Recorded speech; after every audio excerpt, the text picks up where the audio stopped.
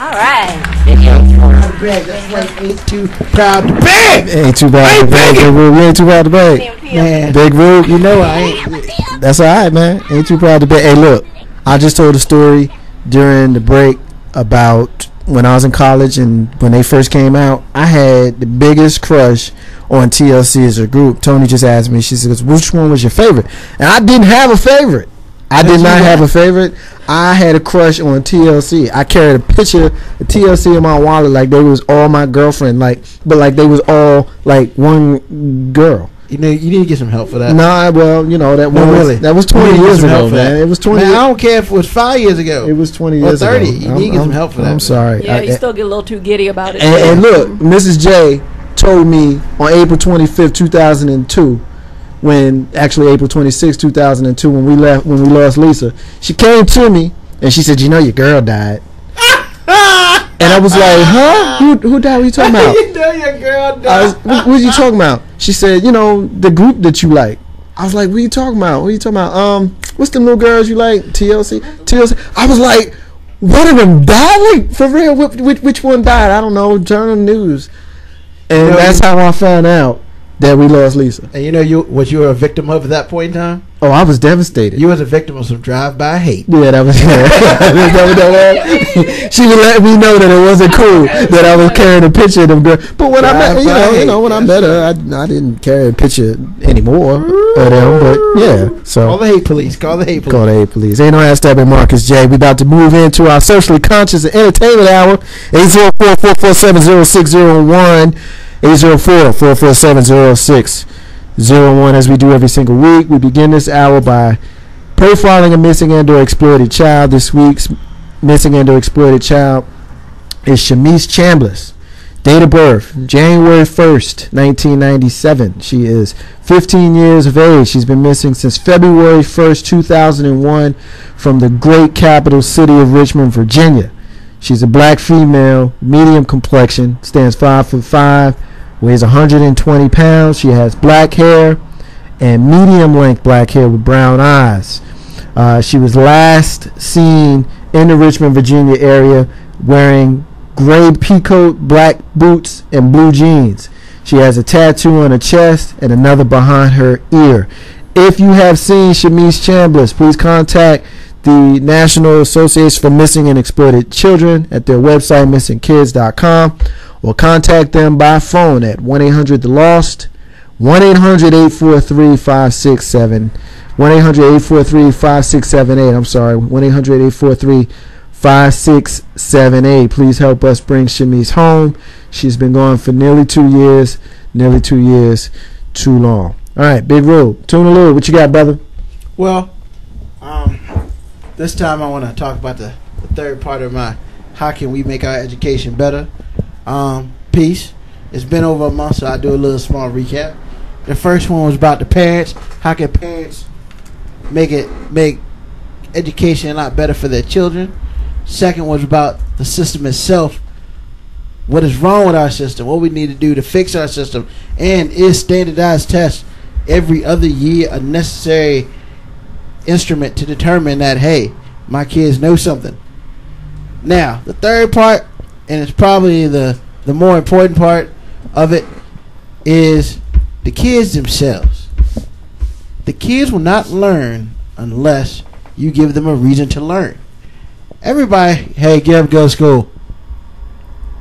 You know, as a child, I asked myself, why do I have to get up and go to school every day? What is going to happen for me that I got to get up and go to school every day, deal with some people that I don't want to deal with, and I'd rather just stay in my bed and chill. It is very important that parents and schools realize that you must answer that question for the children today. Because more often than not, if you want them to answer the question, you're going to get a completely different answer to your question that you think you're going to get. Now, with that being said, let's just be honest. About 70% of everybody listening and people in the world probably hate school. You probably like school till you're like 10 or 11 or 12, you know, unless, you know, you got hot in the loins early. But ultimately, around 12 or 13, school wasn't really that cool anymore because you gained a personality. and you want to do other things, what you need to do is somehow convince your children, and I say convince, because if they don't truly know or truly want to go to school, they're not going to, or they're not going to get the impact that is needed. So, Tony, I will ask you first. School. Did you like school growing up? Actually, I did, and I'll tell you why. Okay. Because of the education system in America, the way we're socialized is this. I'm fortunate enough to be, and I think I am, pretty intelligent. And since, from even before I actually started elementary school, they have you in these special programs, and they treat smarter children different than they treat children who may not apply themselves as well, maybe intelligent but don't apply themselves as well. So I know for me, I loved learning. I loved the recognition, the award. My mother would buy me things when I, got my report card. So, there was small bribery. Hey, but it worked, but even as an adult now, I still crave for knowledge, so to me, school is great. But I do have a nephew who's 8, and he's I guess he's going to 4th grade or 3rd grade.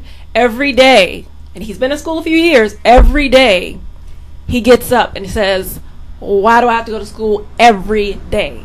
I don't understand why I got to go back every day. He's very intelligent, extremely intelligent, but just doesn't understand why he has to have this structured educational experience. Okay. Marcus J., same question to you. Well, I always like to keep it real, and my next statement will not be politically correct because Mama J is in the building, but if I don't keep it real, then I'm just not Marcus J. When I was coming up, I just didn't enjoy going. Similar to Tony's nephew, I just wasn't the kid who liked getting up every single day to go to school. Now, like Mama J, I was big on having perfect attendance. That was one of the things, even though I didn't really like going all the time, I wasn't trying to not be there either. It's kind of like a weird dichotomy there. Yeah. Afraid you might miss something? Maybe afraid I might miss something. I did get a kick out of the socialization, the recess, kicking it with the homies, things of that sort. It wasn't until I graduated college that I actually learned to accept how cool it is to go to school and how cool it is to build your mind and how cool it is to obtain the knowledge. But for me, I had issues with the structure. Like, I never was one. It's probably the reason why I feel the way I feel about reading the book before the movie, because I've never been one for someone to dictate me the way I'm supposed to learn. I want to learn on my own terms. I don't want somebody to tell me how I'm supposed to learn. But when you're 9, you don't get to do that. When you're 8, like your nephew, you don't get to do that. When you're 21 in college, you don't get to do that. That's why the people who are there ahead of you are there. You see what I'm saying? So I guess the only way I can answer your question is kind of in a roundabout way. As a grown man at 38, yeah, I appreciate what school did because it allowed me the structure to be able to obtain the knowledge that I've been able to attain and learn how to continue building on it. But when I was a kid, I was like, man, it's some old bull. Well, and I'd like to add, too, I think that in America, well, like with my nephew, he never went to any sort of daycare. So he was around adults his whole life. And, so he's thinking that life should be kind of laid back. You just do what you want to do when you want to do it. But, of course, that's not the case. I got a hit on the Facebook page. I got Maya in Jersey City, a friend of the show. She loves school. It's a place that she can escape the problems at home and just concentrate on her. There's a lot of racism in the school, but the teachers was cool. And I'm paraphrasing. I'm not reading what her comment is verbatim. I'm kind of paraphrasing. They had faith in her. That's what's missing in the school systems today. The teachers don't love, and she emphasized the word love the students in the same way they did back in the day, Tony. So I guess I can somewhat understand that. Mrs. J is a teacher. Well, not now. She was. She's kind of moved on to a different project now, but she's been in a classroom for over a decade, and I watched her come home and do the schoolwork and do the grading of the papers and things of that sort. She'd have me there with her. You know what I mean? And I'll tell you a story, Ruben, and it may be a little bit off the subject, but you'll understand where I'm coming from. She had a kid named Dallas in her class. She's listening right now. She's tripping, and I'm talking about Dallas because this was years ago, and I never forgot this kid. She was doing grading papers, and it was 1 to 50 on the page, right? And 1 through 50 had something specific that had to be there. I guess they had to read comprehension, whatever it was. 1 through 50 had to have something on there. And Dallas wrote from, I guess, 47 down to 50, Dallas Cowboys rule. Those were his answers. Dallas Cowboys rule. So this was somebody who clearly didn't take the fact that he was in Mrs. J's class serious. Whether he was bored or not smart or was looking to get fussed at, whatever his deal was. So I guess the reason why I bring that up is I'm certainly not blaming the teachers here, because I live with one. I understand what they go through. But I guess if I'm blaming anyone, I'm blaming the parents, because how is it that Dallas felt comfortable enough to write Dallas Cowboys rule on his reading assignment? You know what I mean? Like, and Mrs. J is a tough teacher. I know. You know, I live with her. She's a tough teacher, but she's got like this tough love type of style in the classroom. So the kids love her, you know, they love her, but she's tough. Right. So, and I was kind of, that's what I was kind of building up to before, you know, we can't put the responsibility on just the teachers. You know, we as parents, we have to get our children excited about education, because, you know, the way that we present it to them is pretty much probably going to, at least for a while until they get older, going to be the way that they see it until, you know, initially. So we need to be excited when your child's going to daycare even. You know, what do they learn in daycare every day? You know, ask your children those questions. Get that dialogue going, you know, even when they're smaller, so that they understand and expect that, you know, education is important and you need to do your absolute best at all times. I understand. I mean, the thing is, with the parents, you need to be invested in your kids. You know, they're your children. They're not the teacher's children. The teachers are there to do a job. The teachers are there to teach the children. And the teachers are there for 8 hours a day. But it doesn't mean that when that 8 hours is over, that the kid doesn't learn. Because they're given stuff that they need to do when they go home. How many of the parents are actually sitting down with the kids and actually going over homework? What did y'all learn today? How was your day? What did you do in school today? What did, you know, Mrs. J go over in class? Do you have any questions about it? That sort of thing. Now, a lot of the stuff, and Mama J's going to be, you know, a rising fourth grader, and I'm an intelligent dude, graduated college, and sometimes I look at her math and I'm like, whoa, I'm not sure I can help you with that, you know. But, you know, seriously, you need to make the attempt. And I see a lot of people just blaming the teachers and blaming the administration, and that upsets me, Tony, because I guess I am biased because I live with an educator. Right. But I didn't always live with an educator, and I also know that these people work hard. I seen her spend money out our till, right, you know, for supplies and things of that sort. So I just, you know, it's just difficult for me to kind of rationalize that sort of thing. Yeah, and I mean, if you especially in the elementary schools, if you walk around an elementary school, like a lot of the teachers are like, wow, like, are you still in high school? That, you know, they're so young because, you know, they go to school, they go to college for 4 years, they get a degree, and they need a job. Right. So, I guess I'll teach. And, you know, that, of course, is not conducive to our children learning what they need to learn, not just from books, but also just life experience and how to deal with other people. Right. Being a teacher should never be a, I guess I'll teach type of decision. You know what I mean? We're getting another hit on the Facebook page. Maida's hitting us again, that it's more about getting the kid to pass so they don't lose their job. She's also letting us know that her 14-year-old daughter is listening. We appreciate that, and we're glad that she's joining us as well. But the young lady is saying that the kids don't care because the parents don't care. Now that's real talk, because that's coming from a child, Big Rube. Yeah. You got a 14-year-old who's listening to Ain't No Half Steppin' with Marcus J right now with her mom, who's saying that the kids don't care because the parents don't care. Yep. I mean, we talked about that a month and a half ago, about how we talked about how the parents need to be more involved in their child's school life. And, you know, I was pretty much shot down as far as, you know, trying to change a little bit, and I understood that teachers work 5 days a week, and having them work a Sunday night or whatever maybe is too much, that sort of thing. And I get that and I understand that. But, you know, once again, the parents don't care. I mean, we just heard it. The parents don't care. If the parents don't care, the kids ain't going to learn anything.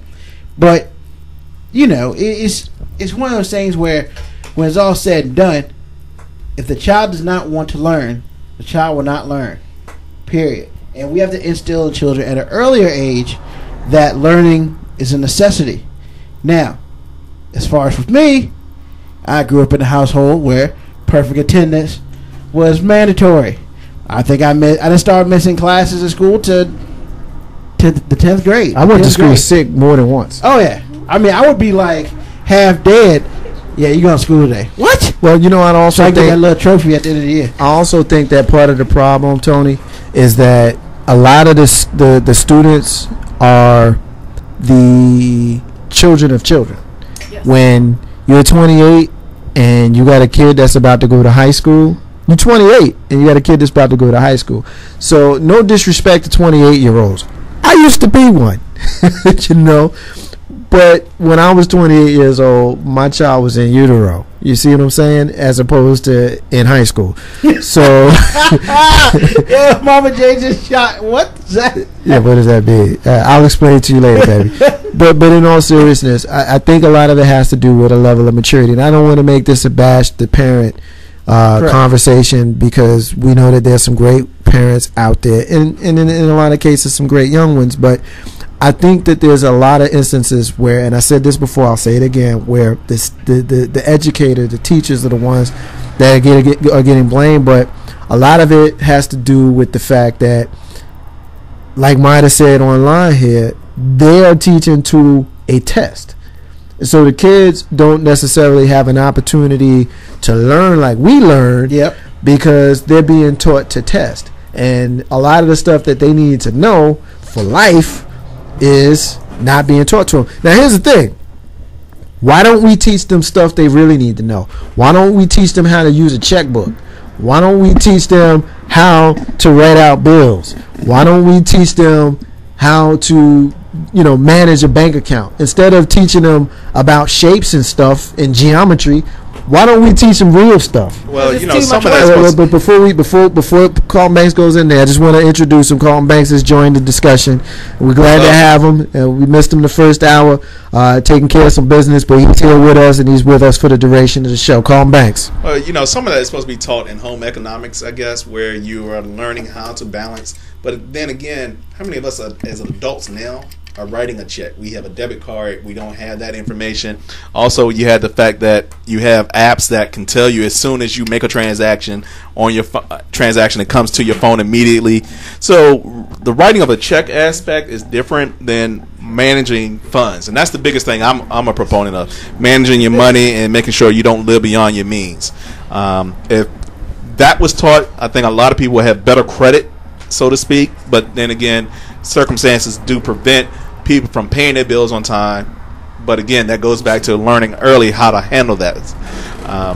That's my biggest thing on that situation. It's funny that you say home economics, because I didn't take home economics in high school because my school didn't offer it. And again, a Petersburg reference. Yeah, okay. TJ can't afford a football team. But that one. But the fact is that, like kids today, they got these. It's funny. I was with some friends last night who are teachers, and they have 5 block classes. And I was like, what's a 5 block class? That doesn't make any sense to me. And they explained to me that it's basically a homeroom is a block. Everybody goes to homeroom, and then you have 4 other classes throughout the day. Now, I remember taking like 6 when I was in school, but the fact of the matter is, like I talked about last month, the standardized test situation is keeping things like home economics not being a possibility because you're worried about studying for this test. You have to get all the information about the test. You can't do things such as churn butter because that's not something that that's on a standardized test. You can't understand how people lived in certain days. It's like that. So my thing to you, and I want to talk to Mama J a little bit. So, the the one that's in school, in the room. Serious up. How do you feel about school? I love school. Why do you love school? I just love school. Is there anything in school that you love more than other things? Math.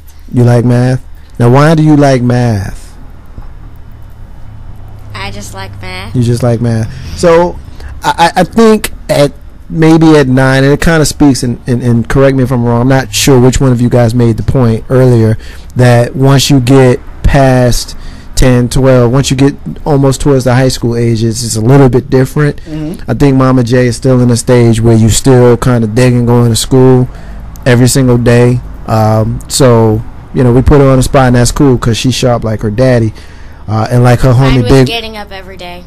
So you're okay with it? I'm okay with it. So you don't mind when daddy wakes you up early in the morning and take you to school? You don't have no issues with that? I don't have any issues. That's what's up. And the thing is, she's not just saying that for the listeners. Tony knows her personally, Big Rube knows her personally, and Colin Banks knows her personally. And I live with her. That's real talk. That's how she is. When you ask her what her favorite subject is, she says her favorite subject is math. And that's what she says to you anytime you ask her. So at this age, Big Rube, yeah, I think it's tough for us with regards to the discussion that we're having because we're still in the honeymoon stage there. Yes, but there are some children who never get to the honeymoon stage. Well, like Tony's nephew that you mentioned earlier, right, who's a year younger than Mama J, who's like, why I gotta do this every day? Yeah. So, I mean, it's one of those things where you have to, first, you have, as parents, and this is, I blame no parent. I blame nothing. I pretty much say we all got to put in to get what we need to do. But when it's all said and done, a child goes to school. What do you not like about school? I don't know. I just don't like school. That's not an acceptable reason. If you ask your child if you like school, I don't know is not an acceptable reason. Well, the flip side of that, though, we just asked Mama J why she did like school, and she gave the same answer. I just do. So I think a lot of it has to do with the age. Maybe they're just not able to express their feelings one way or the other. I like, I don't like. You know what I mean? They just know they like it. They just know they don't like it. Maybe they aren't equipped with the words to be able to explain to you one way or the other. Mm-hmm. Maybe they just don't know. You know what I mean? But as they get older, as they get to the point where they're maybe, 12, 13, maybe they have a little bit more of an opinion. Yeah. But there's a lot of things that go into it. I mean, you got the social aspect. You got the bullying. You got the awkward stage and stuff like that may go into why they don't like going. Maybe you grew up short with glasses and self-conscious. Maybe you grew up overweight. Yep. Maybe you grew up too tall and unathletic. Maybe you were skinny. You know what I mean? Kids is mean. Yeah. So there could be a lot of reasons why the kids don't like to go to school. Maybe you grew up normal, as they may say, or average, as they may say, and an athlete or a cheerleader or something like that, and you enjoyed it because of the accolades that were heaped upon you.